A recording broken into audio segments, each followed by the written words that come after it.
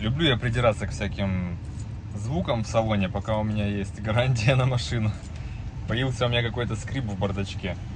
И так как ДВС нету, в смысле обычного двигателя, то, видимо, в салоне слышно очень хорошо все.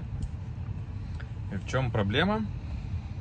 Я когда двигаюсь по вот такой неровной дороге, где-то с этого места идет звук. Такие поскрипывания. Когда открываешь бардачок, звук слышен еще лучше. В общем, приехал я в сервис с этим вопросом. Они посмотрели, сказали, ну, что подправили, все окей. Я сажусь в машину, выезжаю, а звук остался. Я тут же вернулся в сервис этот, сказал, что звук не пропал никуда. Нужно что-то с этим делать. Позвали они снова этого мастера, который там мне что-то исправлял или подклеивал, не знаю, что он там делал. Мы с ним поездили, он послушал, постукал, короче, в итоге решили, что нужно менять всю эту панель. Вот вся вот эта деревянная панель, она как бы, она внутри тоже там довольно большая. И стоит в районе 150 евро без НДС. Или 160 евро, по-моему. Так что сегодня сервис по месту у меня дома приедет, будет менять. Прям тут.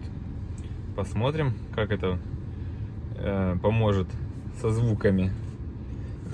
Надеюсь, щелчки или скрипы пропадут. Но, что самое интересное, я заметил сегодня еще одну проблему.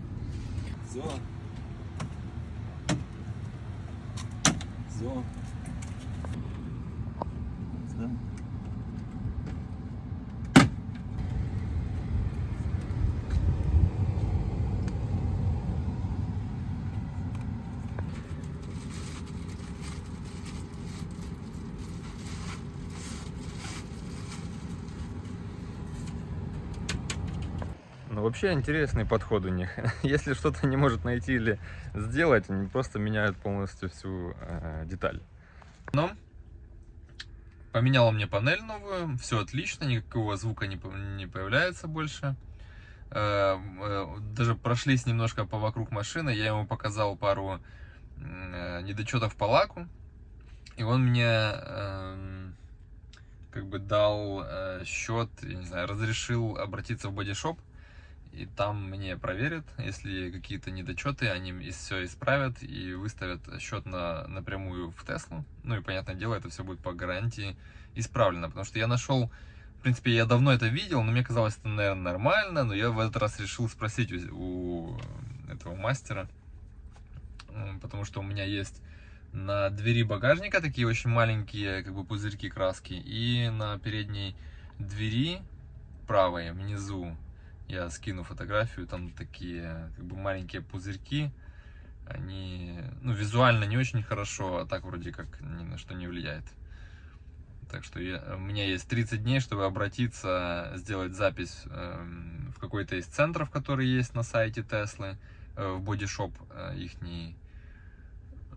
И, в принципе, все это сделать. 30 дней дается потому, что, как он мне объяснил, чтобы я не обратился к ним потом под конец гарантии, там через 2 года, у меня еще 2 года гарантии осталось. И сказал, что давайте все исправлять, типа, потому что это, машину продавать там или что-то. Поэтому в течение месяца нужно обратиться в сервис.